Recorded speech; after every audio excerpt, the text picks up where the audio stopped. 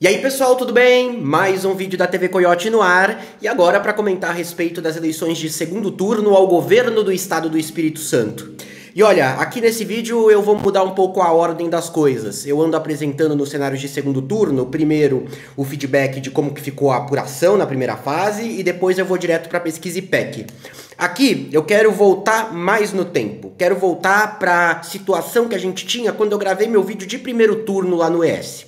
Olha, a aprovação do atual governador Renato Casagrande, que busca a reeleição. O Casagrande já tinha sido governador em outra ocasião, inclusive. Então seria aí um terceiro mandato, não seguido, evidentemente. Ótimo bom, 50%. Regular, 33%. Ruim péssimo, 18%. Não sabem, 2%. Essa é a pesquisa IPEC mais recente que foi feita na semana passada. Nessa semana. Ótimo e bom, gente, caiu 3%.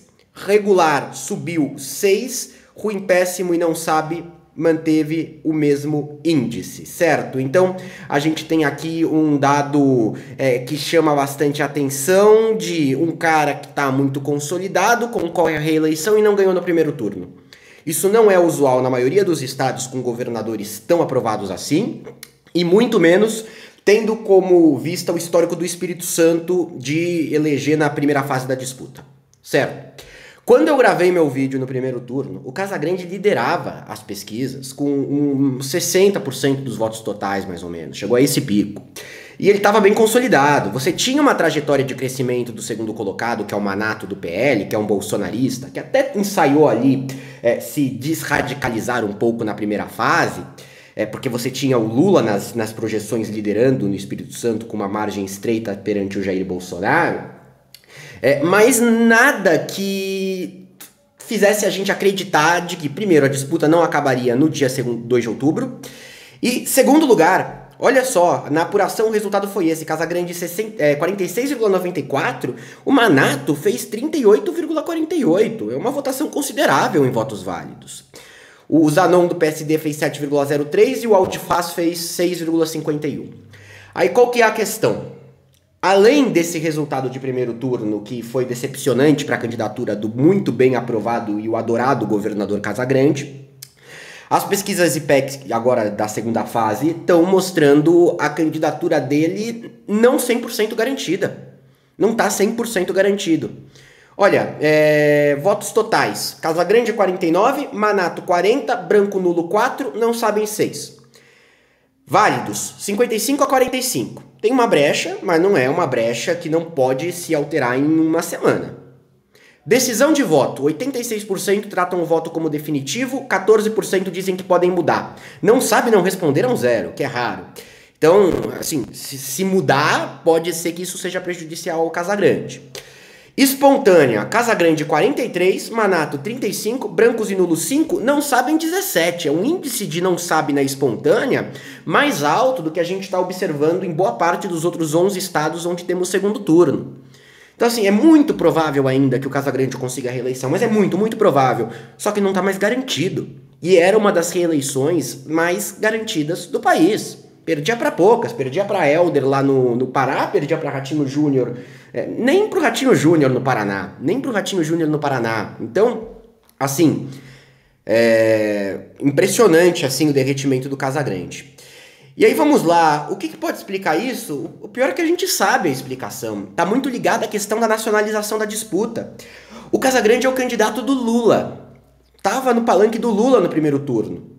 E ainda assim conseguia captar voto bolsonarista. Tinha o voto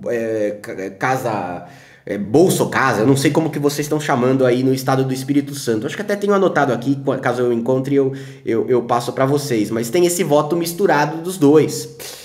E fazia sentido, e eu comentei agora, o Manato ele estava até desgrudando um pouco a imagem do Bolsonaro, porque nas pesquisas você tinha empate entre Lula e Jair no Espírito Santo. Só que o resultado fechou dessa forma. O resultado no Espírito Santo fechou com o Jair Bolsonaro liderando, com um total de 52,23% contra 40,40% do Lula, uma margem de 12 pontos acima do Lula. Foi uma das decepções da campanha do PT na primeira fase.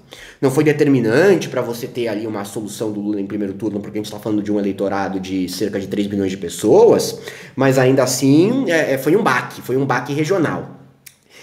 E o que tudo indica o Casagrande ele tá perdendo o voto de quem iria à prova em razão do apoio ao Lula. E o Manato tá conseguindo o voto de quem gosta da gestão do Casagrande em razão do seu nome estar muito associado ao Jair Bolsonaro. Tanto que ele vem reforçando essa associação agora. Tá? Eu vou dar uns exemplos para vocês. Ó, quando a gente pega o índice de rejeição, o Manato tem 32, empatado com o Casagrande, que tem 32. Agora, o Casagrande tem 32 de rejeição eleitoral, que diz que não votaria nele, quando do ponto de vista de que consideram a gestão ruim péssima, ele tem 18. É difícil o índice de rejeição eleitoral ser tão mais alto do que o índice de quem considera a gestão do governador ruim péssima. Tem gente que considera regular esses 33% e tá elevando o nível de regular, a aprovação do Casagrande vem caindo, e que tá jogando voto no Manato pela questão nacional. E tem gente que tá deixando de aprovar e achar o governo ótimo bom por causa disso. E aí o Casagrande tá ensaiando ali um distanciamento do palanque do Lula. Tá ensaiando um distanciamento em várias frentes diferentes. Assim, eu peguei aqui alguns exemplos, né? Tem duas linhas de santinho sendo distribuídas. Uma delas tem um voto no Casagrande e não tem o 13 para presidente. Outra tem.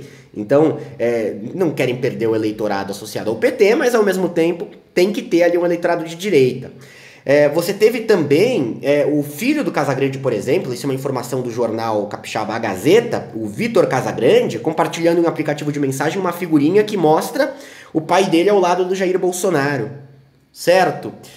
Assim como na parte propositiva, um discurso que busca se distanciar do petismo e cada vez mais se associar a pautas, inclusive, mais à direita, uma coisa mais na linha da segurança pública, de policiamento ostensivo e por aí vai. E olha, essa questão, ela também envolve, assim, gente, se não fosse pelo que eu vou falar agora, pode ser que o Casagrande estivesse com dificuldades ainda maior. Envolve um racha no PL. Então você tem setores do PL lá do Espírito Santo, é o caso do Malta lá que apoia o PL local, que está participando de forma contida da campanha do Manato. Muito contida. Não está se engajando tanto. Isso se reflete na verba, tá? O Manato recebeu 100 mil reais de verba do PL, com todo esse capital eleitoral. É 20 vezes menos do que o Magno Malta recebeu na concorrência ao Senado agora no primeiro turno que ele conseguiu levar. Então a gente está observando uma candidatura que nem eles apostaram tanto. Nem eles apostaram tanto. E aí, por isso ela vem em ranhura e o Casagrande está conseguindo, de certa forma, ensaiar uma aproximação ali nos bastidores. O Lula ainda não visitou o Espírito Santo, não subiu em palanque com o Casagrande e provavelmente isso vai acabar não acontecendo. Então é péssimo pro Lula no campo nacional o que acontece por lá, péssimo assim, tendo em vista o tamanho do eleitorado do Espírito Santo, porque isso ajuda a pilhar ainda mais um resultado favorável ao Jair, talvez mais favorável do que ele teve na primeira fase. E do outro lado, você tem também a característica de que pro Casagrande é realmente a melhor estratégia ensaiar todo esse distanciamento, tá? É raro isso, gente, é bem raro a disputa nacional contaminar tanto um governador com esse tamanho de aprovação. Isso costuma acontecer até, mas costuma acontecer com mais antecipação. Talvez o pensamento ideológico e o apoio a um candidato à presidência e tudo mais, ele acabe desgastando a aprovação do governador antes. E não é o que acontece lá no Espírito Santo. A aprovação está tendo uma queda, mas uma queda muito, muito em cima da hora, já no segundo turno principalmente, e leve. E você não teve nenhum derretimento anterior. É isso, gente. Se você é do Espírito Santo, comente aqui embaixo, dê sua opinião, se você concorda e discorda, e se acha que tem outros pontos que podem ser agregados. Um grande abraço e até a próxima!